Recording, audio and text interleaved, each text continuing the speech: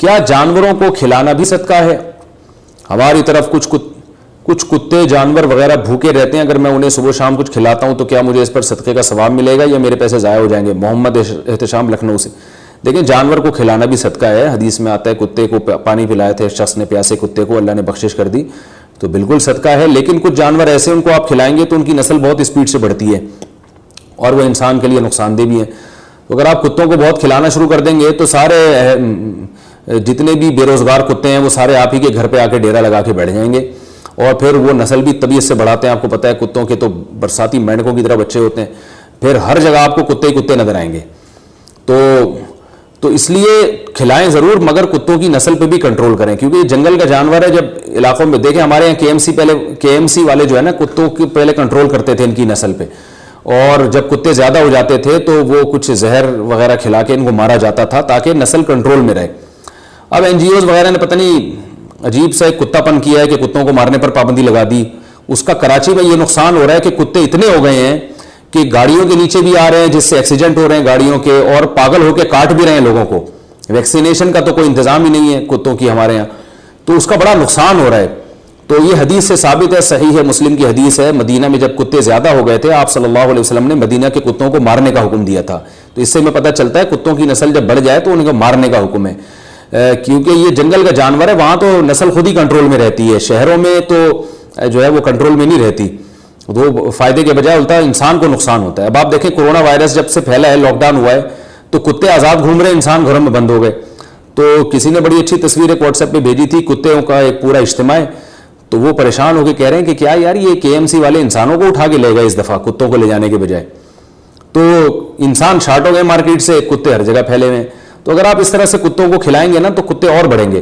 تو کھلانے پر میں نہیں منع کر رہا آپ کو، لیکن کوئی ایسا طریقہ بھی ہو کہ یہ جو بہت زیادہ اسپیڈ سے کتے پھیل رہے ہیں، ان کی نسل بڑھ رہی ہے، تو کتوں کو مارنے کا بھی کوئی انتظام ہونا چاہیے تاکہ ان کی نسل کنٹرول میں رہے اور یہ انسانوں کو نقصان نہ پہنچائے۔ میں نے ترکی میں دیکھا تھا، وہاں ہر کتے کے گلے میں ایک پٹا پڑا ہوا تھا اور ایک نمبر تھا، رجسٹرڈ نمبر اور رجسٹریشن نمبر اس کا۔ یہ اس کی علامت ہوتی تھی کہ اس کتے کا پورا ریکارڈ گورنمنٹ کے پاس ہے اور یہ پاگل نہیں ہے۔ کتا جب پاگل ہوتا ہے نا تو پتہ نہیں چلتا کہ یہ پاگل ہو گیا کہ نہیں ہو گیا، وہ کاٹ لیتا ہے، انسان کے لیے بہت نقصان دہ ہے وہ۔ تو اور ہمیں کیا پتا ہوگا کہ کون سا کتا پاگل ہے کون سا پاگل نہیں ہے؟ تو یہ گورنمنٹ تو کنٹرول کرتی نہیں ہے۔ وہاں ہم نے باہر کنٹریز میں دیکھا ہے، وہاں ویکسینیشن ہوتی ہے ان کی، کتوں کو باقاعدہ چیک کیا جاتا ہے بھائی کوئی کھسک تو نہیں گیا۔ تو ہمارے یہاں تو آوارہ بے روزگار کتے پھر رہے ہیں دبا کے، تو آپ اگر ان کو روزگار دے دیں گے تو اور کتے پن پہ اتر آئیں گے، اس لیے احتیاط کریں۔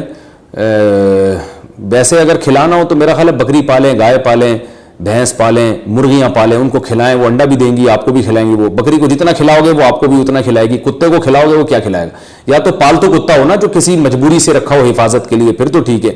گلی محلے کے کتوں کو لفٹ کرائیں گے تو پھر وہ مسئلہ جو ہے وہ یہ ہوگا کہ وہ بہت زیادہ پھیل جائیں گے۔ ہمارے محلے میں ایک صاحب تھے، وہ بلیوں کو کھلاتے تھے بہت، تو اس کا نتیجہ نکلا کہ پورے محلے کی بلیاں ہماری گلی میں آ کے جمع ہو گئی تھیں۔ وہ بلیاں کی بھی تو مخبری ہوتی ہے نا، ایک بلی نے کھایا اس نے دوسری کو جا کے بتایا بہن وہاں جو ہے نا چیچڑے مل رہے ہیں، تو وہ ہوتے ہوتے خبر پھیلتی رہی۔ ایک سال میں وہ بھائی پوری ایک بلیوں کی فوج ہماری گلی میں تیار ہو گئی۔ ہم نے کہا یار یہ کیا مذاق ہے، ٹھیک ہے 2-4 بلیاں ہر گلی میں اچھی لگتی ہیں، جانور تو ایک زمین کی رونق ہے، مجھے خود بھی جانور پالنے کا شوق ہے۔ ابھی ایک بلی میں نے پالی ہوئی تھی، وہ اتنا فری ہو گئی تھی کہ وہ پھر ہمارے لیے ٹینشن بن گئی تھی۔ وہ اتنا فری ہو گئی کہ وہ اس نے تو بغیر پیمپر کے وہ باقی چیزیں بھی شروع کر دی اس نے گھر میں ہی، تو پھر ہم اس کو دور کہیں پھکوا کر آئے ہیں، ورنہ بہت پل گئی تھی وہ۔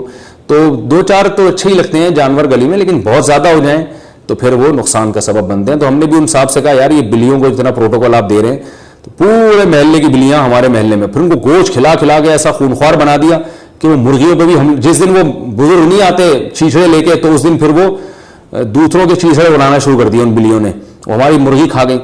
تو جانوروں کو کھلائیں مگر ان تمام چیزوں کو مد نظر رکھ کر۔ بعض لوگ چیلوں کو کھلانا شروع کر دیتے ہیں، بھائی چیل تو انسان کے لیے نقصان دہ جانور ہے، تو چیلوں کو آپ گوشت ڈالو گے، چیل تو خونخوار جانور ہے، وہ ساری چیلیں آپ کے محلے میں جمع ہو جائیں گی، پھر کوئی گوشت نہیں لے جا سکتا۔ میں ایک دفعہ گوشت شاپر میں لے کر آ رہا تھا تو ایک فضائی حملہ ہوا، میں حیران یہ گوشت گیا کہاں سے، پتہ چلا پوری بوٹیاں جو ہے نا وہ محلے میں گلی میں پھیل گئی ہیں۔ پتہ چلا کہ ایک چیل نے وہ پیچھے سے آئی ہے اور ایسے جیٹ طیارے کی طرح اس نے حملہ کر کے تھیلی پہ چونچ ماری۔ تو اسی وجہ سے جو ہے حالت احرام میں بھی چیل کو مارنے کی اجازت ہے، کیونکہ یہ انسان کے لیے نقصان دہ جانور